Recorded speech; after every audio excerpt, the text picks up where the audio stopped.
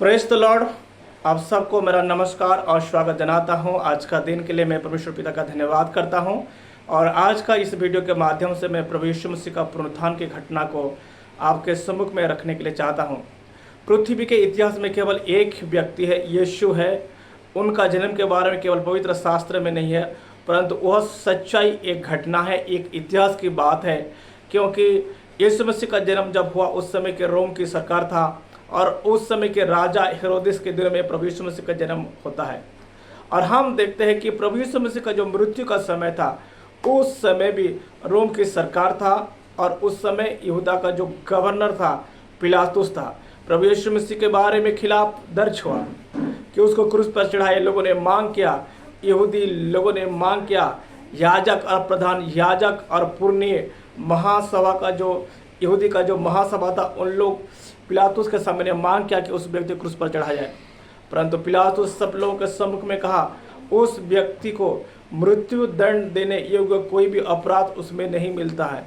परंतु लोगों ने मांग किया और अंतिम में पिलातुस ने सब लोगों के सम्मुख में पानी लेकर अपना हाथ को धो दिया और कहा इस व्यक्ति के मृत्यु के संबंधित में मैं निर्दोष हूँ, उन्होंने कुछ काम नहीं किया है।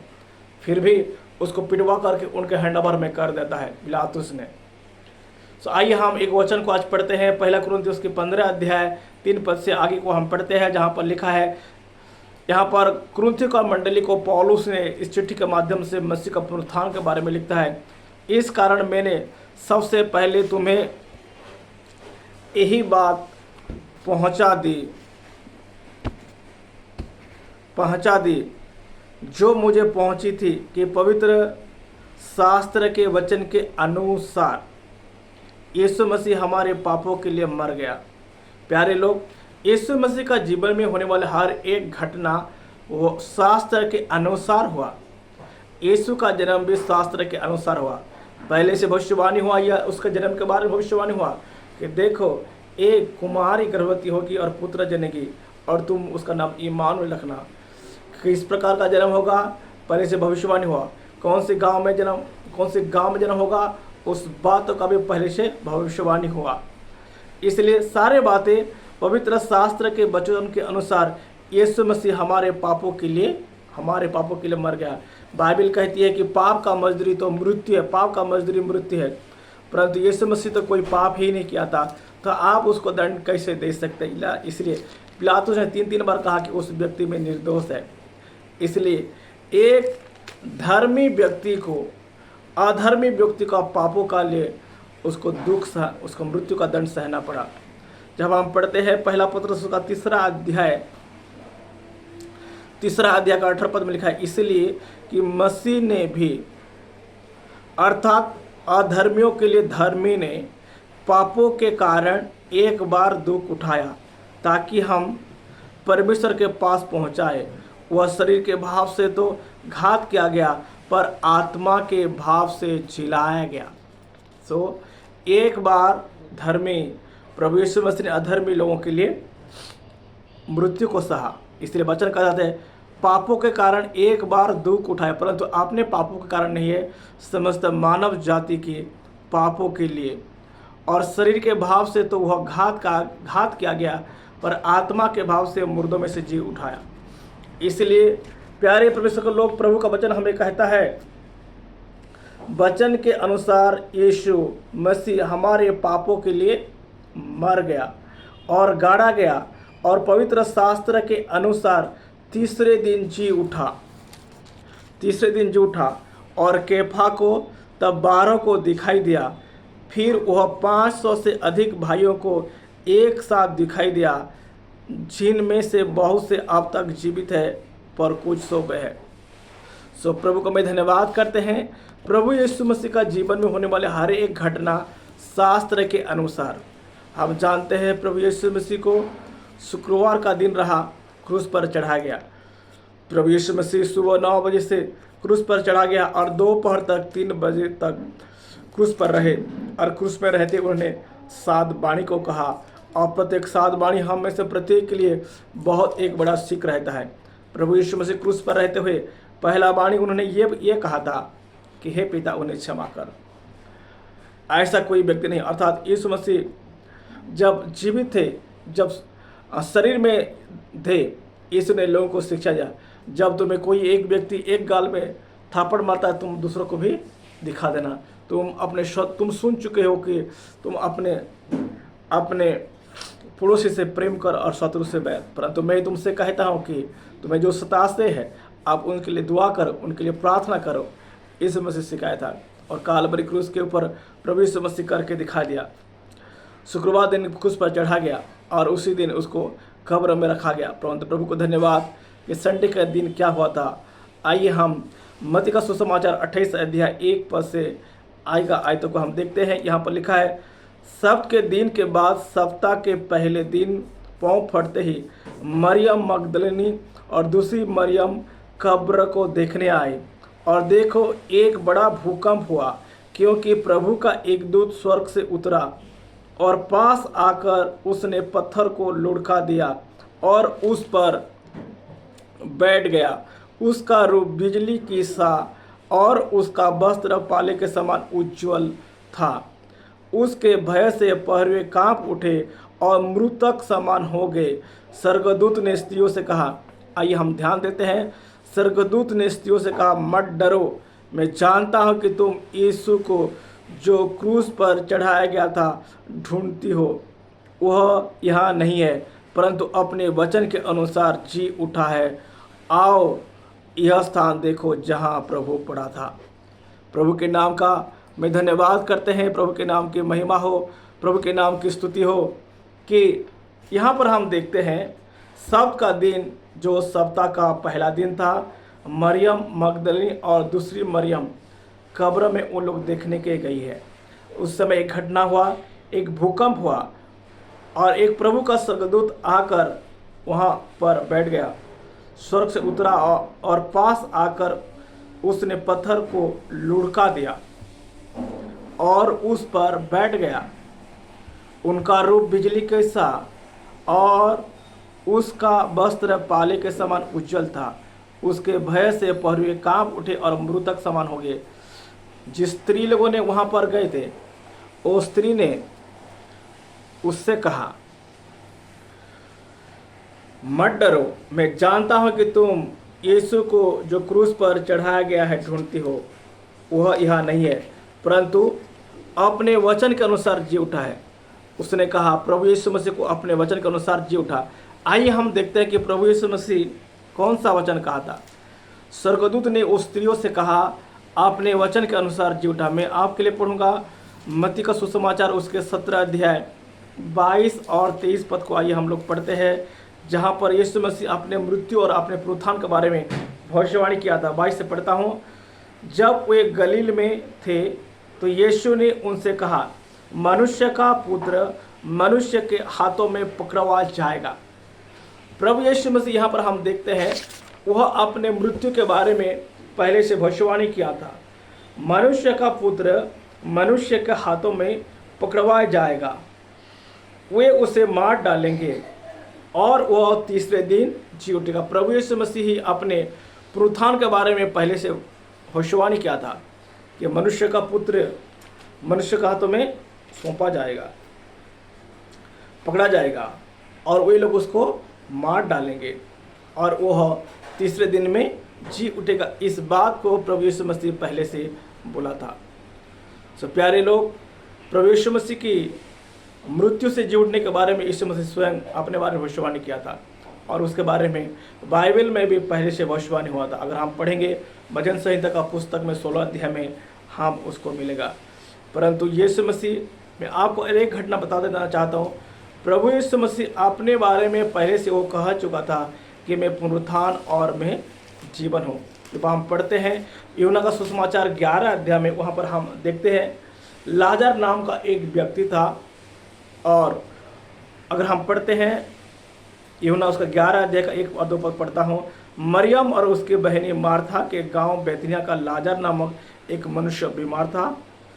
यह वही मरियम थी जिसने प्रभु पर इत्र डालकर उसके पाँव को अपने बालों से पोंछा था। इसका भाई लाजर बीमार था।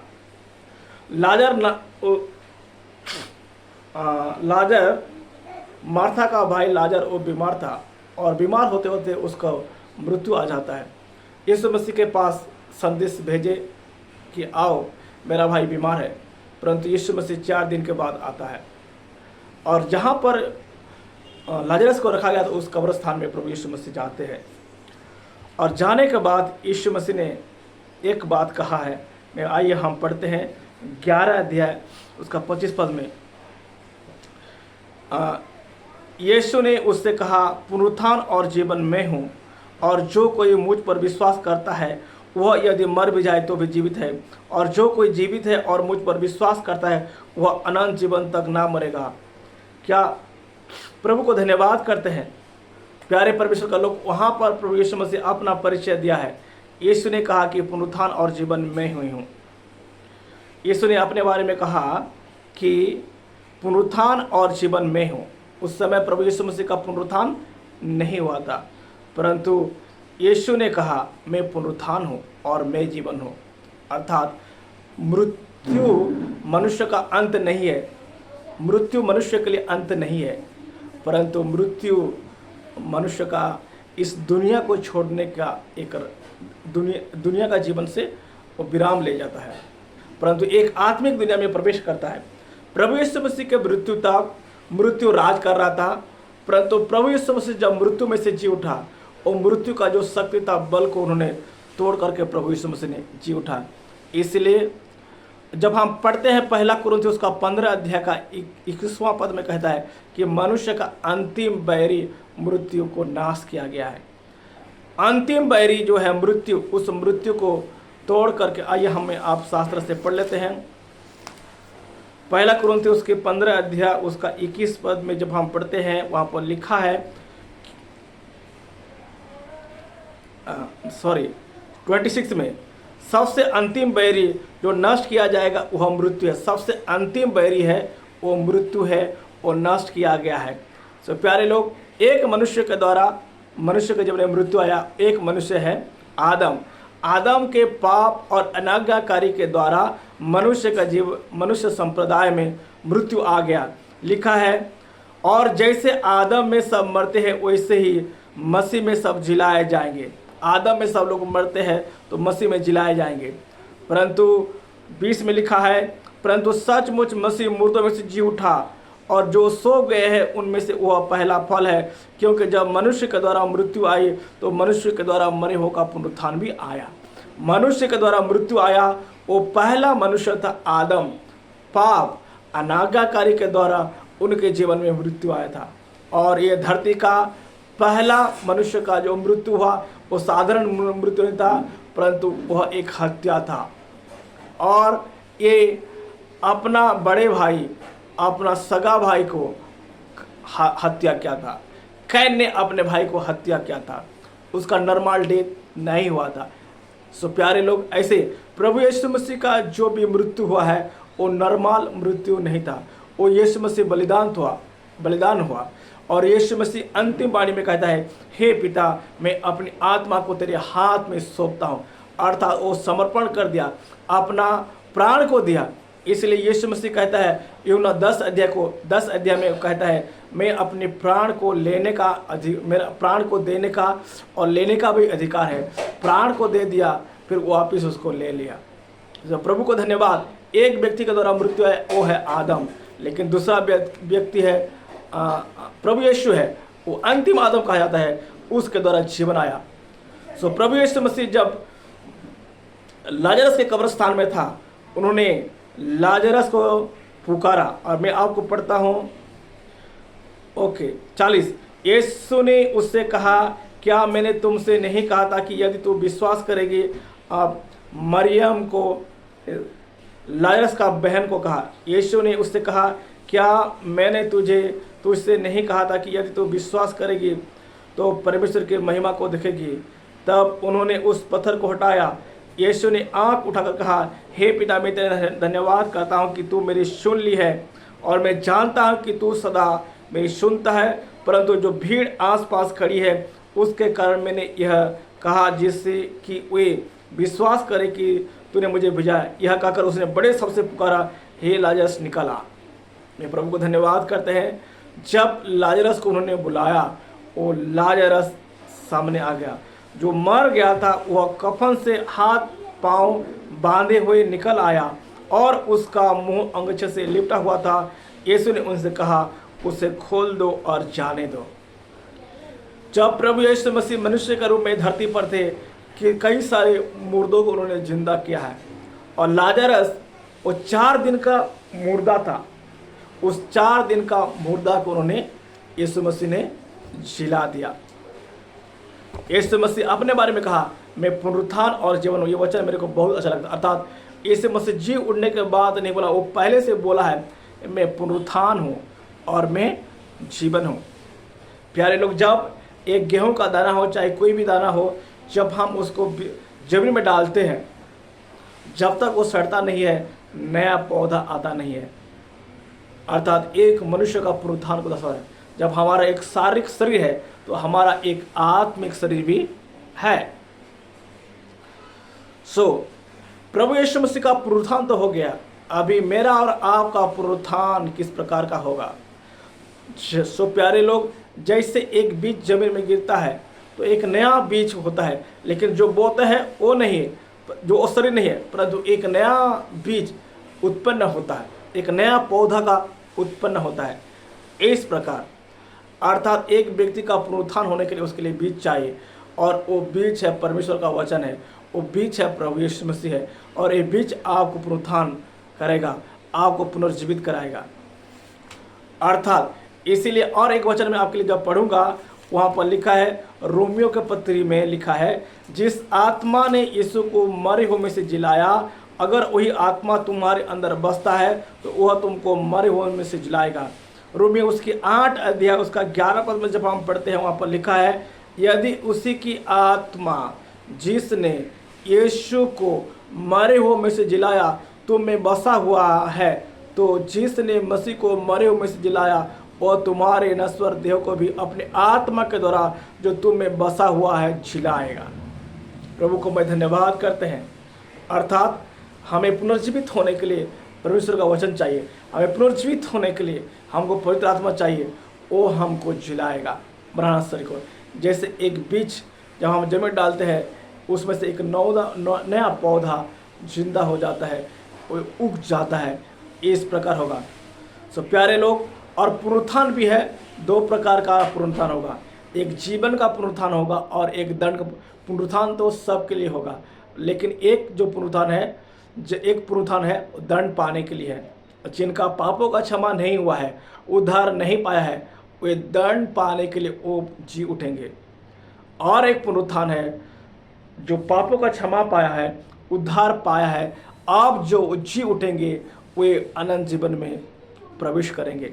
प्रभु को धन्यवाद करते हैं। प्यारे लोग, प्रभु यीशु मसीह के बारे में बाइबल कहती है, जब हम प्रकाशित वाक्य उसके 1 अध्याय का उसका 8 पद में जब हम पढ़ते हैं, बाइबल कहता है, प्रभु परमेश्वर जो है और जो था और जो आने वाला है, जो सर्वशक्तिमान है, यह कहता है, मैं ही अल्फा और ओमेगा है। प्रभु के नाम के धन्यवाद हो। यहाँ पर प्रभु यीशु मसीह अपना परिचय देता है, प्रभु परमेश्वर जो है, अर्थात प्रभु यीशु मसीह है, जो था वो था और वो आने वाला है। अर्थात यीशु मसीह तीनों काल में विद्यमान है। प्रभु यीशु मसीह की कहानी, यीशु की मृत्यु किससे शुरू नहीं होता है, परंतु उसका मृत्यु से पहले है। वो था, केवल वो मनुष्य का रूप धारण किया, इसलिए बाइबल कहती है, वह जो था, वह जो है और वह शीघ्र आने वाला है। प्रभु यीशु मसीह को मैं धन्यवाद करते हैं कि दुनिया में केवल एक व्यक्ति है जो मृत्यु में से जी उठा है। यीशु मसीह से पहले लाजरस को यीशु मसीह ने मुर्दों में से जिलाया है। जाहिर की बेटी को यीशु ने जिलाया। कई सारे मुर्दे जिंदा हुआ है और आज भी जिंदा होते हैं यीशु मसीह के नाम से अद्भुत काम होता है। प्यारे लोग, परंतु प्रभु को मैं धन्यवाद करते हैं कि प्रभु दुनिया का इतिहास में केवल एक ही व्यक्ति है, यीशु, जो मुर्दों में से जी उठा है। और यीशु को जिस कब्र में रखा था, आज भी वो कब्र खाली है। उसका प्रमाण ये है कि यीशु मसीह मुर्दों में से जी उठा है। उन सब बातें वचन के अनुसार हुआ। और यीशु मसीह जी उठने के बाद 40 दिन तक इस धरती पर रहा। आपने चेलों को दिखाई दिया, लोगों ने उनको साथ रहा, उनको देखा है। एक बार प्रभु यीशु मसीह जब अपने चेलों को दिखाई दिया, बंद कमरे के अंदर यीशु मसीह दिखाई दिया, और वे लोग डर गए भूत करके, लेकिन यीशु मसीह ने कहा आओ। यीशु मसीह ने उनको ढाढ़स दिया और उनसे आपके पास कुछ खाने के लिए है, और उनसे और कुछ भुंजा हुआ मछली रखे थे, यीशु मसीह को दिए थे। और जब उस समय थोमा नहीं था, तो थोमा जब आया तो थोमा को उन्होंने बाकी चेले लोग बताया कि प्रभु यीशु मसीह आया था। तो थोमा ने कहता है जब तक उस व्यक्ति को मैं छू कर नहीं देखूंगा, अर्थात प्रभु यीशु मसीह के हाथ में किला ठोका गया था। तो थोमा कहता है उसके हाथों में जो किला मारा गया था, उसका छेदा मैं अपने उंगली में डालूंगा। उसके शरीर में भला बेधा गया था, तो मैं उंगली डालूंगा, देखूंगा, नहीं तो मैं विश्वास नहीं करूँगा। 8 दिन के बाद फिर यीशु मसीह, जब चेले बंद कमरे के अंदर थे और उस समय थोमा भी था, यीशु मसीह ने दिखाई दिया और कहा आर छू और देख। और यीशु मसीह को थोमा ने छू कर देखा था, और वही थोमा 52 एडी में हमारा देश में आया था। अर्थात प्रभु यीशु मसीह का चेला थोमा सुसमाचार को लेकर के भारत में आया। अर्थात सुसमाचार को लेने वाले दूसरे कोई फॉरेनर लोग नहीं थे, परंतु यीशु मसीह का चेला स्वयं था, जो यरूशलेम से भारत देश में पहुंचा। और भारत के साउथ एरिया में केरल और तो तमिलनाडु है, वहाँ पर उन्हें सुसमाचार का प्रचार किया। और भारत के पहले लोग जो हमारा देश का जो ब्राह्मण लोग कहते थे, वो अगर आप देखेंगे इतिहास, भारत के इतिहास में, वो लोग पहले यीशु मसीह को स्वीकार किया, ग्रहण किया। और थोमा को मारा गया। मद्रास में थोमा को हत्या किया गया है, और वो यीशु मसीह के लिए शहीद हो गया है, क्योंकि यीशु ने कहा, यह आज्ञा था कि यीशु ने चेलों के पास आकर कहा कि स्वर्ग और पृथ्वी का सारा अधिकार मुझे दिया गया है, इसलिए तुम जाओ और सब जातीय के लोगों को चेला बनाओ। चेला कैसे बनाएंगे?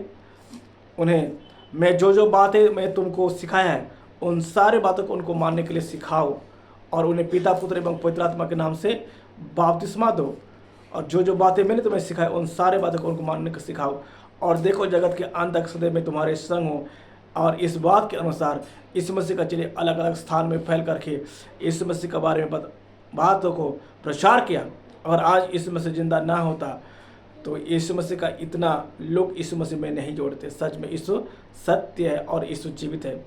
इसलिए इब्रानियों के पत्र में लिखा है, यीशु मसीह कल और आज और युगानुयुग एक सा है। वो कभी नहीं बदलता है, वो था, वो है और हमेशा रहेगा, कभी नहीं बदलता है। जब हम प्रकाशित वाक्य 1 अध्याय 18 पद में पढ़ते हैं, प्रभु यीशु मसीह ने यूहन्ना को दर्शन के माध्यम से देकर कहा, मैं मर गया था और अब देख मैं युगानुयुग जीवित हूँ, और मृत्यु और अधोलोक की कुंजियाँ मेरे पास है। प्रभु के नाम के धन्यवाद हो। तो प्यारे लोग, जिस दिन संडे का दिन था, प्रभु यीशु मसीह जी उठा, उसी दिन का एक घटना है। प्रभु यीशु मसीह के दोनों चेले यरूशलेम से एक गांव को जा रहे थे। अगर हम पढ़ेंगे उसको, लूका का सुसमाचार उसके 24 अध्याय में हम देखते हैं, उसी दिन उनमें से 2 जो इमाऊ नामक एक गांव को जा रहे थे, कि जो यरूशलेम से कई 7 मील की दूरी पर था। यीशु मसीह के दोनों चेले जा रहे थे, और यीशु मसीह जी उठने के बाद को चर्चा करते करते वो लोग जा रहे थे, और यीशु मसीह उनके साथ हो लिया। और फिर यीशु मसीह उन लोगों से पूछा, आप लोग क्या बात कर रहे हैं, क्या बात कर रहे हैं? अगर हम देखते हैं, उसने उनसे पूछा, ये क्या बात है जो तुम चलते चलते आपस में करते हो? वे उदास से खड़े रह गए। यह सुनकर उनमें से क्लियोपास नामक एक व्यक्ति ने कहा, क्या तू यरूशलेम में अकेला परदेसी है, जो नहीं जानता कि इन दिनों में उसमें क्या क्या हुआ? उसने उनसे पूछा, कौन सी बातें? उन्होंने उससे कहा, यीशु नासरी के विषय में, जो परमेश्वर और सब लोगों के निकट काम और वचन में सामर्थ्य भविष्यवक्ता था, और प्रधान याजक और हमारे सरदारों ने उसे पकड़वा दिया, और उस पर मृत्यु की आज्ञा दिया जाए, और उसे क्रूस पर चढ़वाया। परंतु हमें आशा थी कि यही इस्राएल को छुटकारा देगा। इन सब बातों के सिवाय इस घटना को पूरे तीसरा दिन हुए, और तो ये बातें उन्होंने बताए और यीशु मसीह उनसे बात करते करते जा रहा था कि वे लोग इमाऊ नामक गांव को शाम हो गया, वहाँ पर पहुँच गए और यीशु मसीह ऐसे एक्टिंग किया कि वो थोड़ा आगे और जाने वाला है, परंतु वे लोग उसको रिक्वेस्ट कर नहीं आप हमारे साथ चलो। और यीशु मसीह उनके साथ गया और जब खाने का समय आया, धन्यवाद करके जब रोटी तोड़ी, उस समय लिखा है वचन में कि पर यीशु मसीह ने उनका आँख खोल दिया, तब उसको देखने के उसको मालूम हुआ कि ये यीशु मसीह है। फिर वहाँ से यीशु मसीह गैप हो जाते हैं, चले जाते हैं और 7 मील की दूरी है, वहाँ पर पहुँचे पहुँचे शाम हो गया और रात की घटना है। 51 में लिखा है तब उनकी आंखें खुल गई, खाने का समय की घटना है, और उन्होंने उसे पहचान लिया और वह उनकी आंखों से छिप गया। उन्होंने आपस में कहा, जब वह मार्ग में हमसे बातें करता था और पवित्र शास्त्र का अर्थ हमें समझाता था, तो क्या हमारे मन में उत्तेजना ना उत्पन्न हुई? वे उसी घड़ी उठकर यरूशलेम को लौट गए और उन 11 और उनके साथियों को इकट्ठा पाया। प्रभु के नाम के धन्यवाद हो। प्यारे लोग, देखिएगा, यरूशलेम से वे लोग गए थे एक गांव में, इमाऊ नामक गांव में गए थे। वहां पहुंचते पहुंचते शाम हो गया और खाते समय जब यीशु मसीह उनका आँख खोल दिया, उन्होंने जानने पाया कि वो यीशु है। अभी देखो कितना उन्हें बल आ गया, उत्साह आ गया। वे उसी घड़ी उठकर यरूशलेम को लौट आए।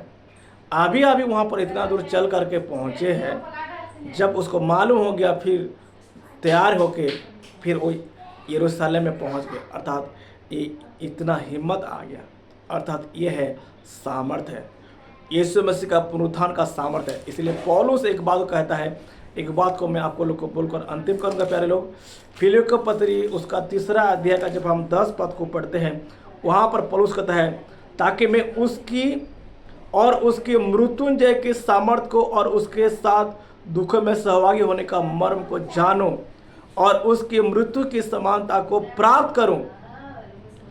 यहाँ पर पौलुस कहता है ताकि मैं उसके और उसके मृत्युंजय का सामर्थ्य, यीशु मसीह उसका सामर्थ्य को जाने पाऊँ। ऐसा कौन सा सामर्थ्य है? वो मृत्यु में से जी उठा है और आज उस मृत्युंजय का सामर्थ्य हमें काम करता है। इसलिए यीशु मसीह को जानने वाले लोग यीशु मसीह का काम करते हैं और यीशु मसीह के नाम से लोग बचाए जाते हैं, उद्धार पाते हैं, जुड़ जाते हैं। और यीशु के नाम से पापों की क्षमा है, यीशु के नाम से मुर्दे जिंदा होते हैं, यीशु के नाम से लोग बीमारी से चंगाई प्राप्त करते हैं। सो प्रभु को मैं धन्यवाद करता है। यीशु कोई कहानी नहीं है, परंतु ये सच्चाई है और इतिहास की बात है। सच में यीशु मसीह मृत्यु का शक्ति को तोड़ करके उन्होंने जी उठा और जिंदा है। एक वचन में पढ़ता हूँ, फिर हम लोग प्रार्थना करते हैं। जब हम पढ़ते हैं प्रतिक्रिया उसका 2 अध्याय उसका 24 पद में शास्त्र कहता है, पतरस ने एक भाषण में कहा यरूशलेम में, परंतु उसी को अर्थात यीशु मसीह को परमेश्वर ने मृत्यु के बंधन से छुड़ाकर जिलाया। मृत्यु एक बंधन है, बांध कर रखता है, लेकिन वो मृत्यु का बंधन यीशु मसीह को बांध रख नहीं पाया, क्योंकि यह अनहोना था कि वह उसके बस में रहता। ये अनहोना बात है कि यीशु मसीह उस बंधन से रहे। यीशु मसीह मृत्यु का बंधन को तोड़कर जी उठा। प्रभु को धन्यवाद। और यीशु मसीह जिंदा है।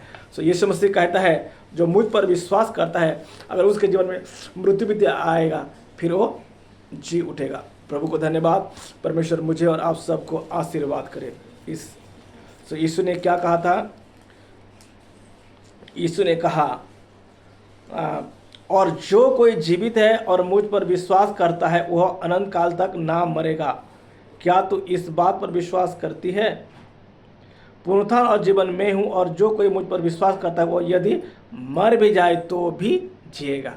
अर्थात जीवन सच्चाई है, मृत्यु सच्चाई नहीं है। अगर मृत्यु सत्य होता है तो प्रभु यीशु मसीह मुर्दों में से जी नहीं उठा। आज मृत्यु का कोई शक्ति नहीं है, परंतु मृत्यु का शक्ति को तोड़ करके प्रभु यीशु मसीह जी उठा है, जिंदा है। लेकिन आज एक खुशी की बात है कि फिर वो आने वाला है। यीशु मसीह तो जी उठा, अर्थात वो जब यीशु मसीह जो आत्मा ने जिलाया, वो आत्मा हमारे अंदर रहेगा, वो आत्मा हमको भी जिलाएगा। परमेश्वर मुझे और आप सबको आशीर्वाद करे। अगर यीशु मसीह के लिए, अगर ये धरती के जीने के लिए हम आशा रखते हैं, हम सबसे अभागे मनुष्य हैं। इसलिए आने वाला जीवन के लिए, स्वर्ग के लिए हम विश्वास करें। परमेश्वर मुझे और आपको बहुत ऐसा आशीर्वाद करे। आइए दुआ करें। सर्वशक्तिमान प्यारे पिता प्रभु यीशु के नाम से हम धन्यवाद करते हैं स्वामी, आज का दिन के लिए आपका पवित्र एवं सत्य वचन से हमें ध्यान करने के लिए आपने सहायता किया, हमें धन्यवाद करते हैं। यीशु मसीह मेरे पापों और मेरे भाई और बहनों का पापों के लिए आपने संसार में आया, क्रूस पर मारा गया, जमीन में गाड़ा गया, परंतु आपका धन्यवाद हो कि आपने तीसरे दिन में जी उठा और आप जिंदा है। 40 दिन तक रहा, दिखाई दिया और उठा लिया गया और आप शीघ्र ही आने वाला है। प्रभु जी इस सुसमाचार को बोलने के लिए मुझे सहायता किया, धन्यवाद। सुनने वालों को अनुग्रह दे, वे लोग विश्वास करें और आपके नाम के द्वारा ही पापों का क्षमा है। आकाश के नीचे पृथ्वी ऊपर मनुष्य में और कोई दूसरा नाम नहीं है कि जिस नाम के द्वारा मनुष्य उद्धार को पाए। आपको धन्यवाद। प्रार्थना सुनने के लिए धन्यवाद के साथ प्रार्थना उद्धार करता यीशु नासरी के नाम से मैं मांगता हूँ, आमीन। Praise the Lord. परमेश्वर आप सभी को बहुत ऐसे आशीर्वाद करे। God bless you.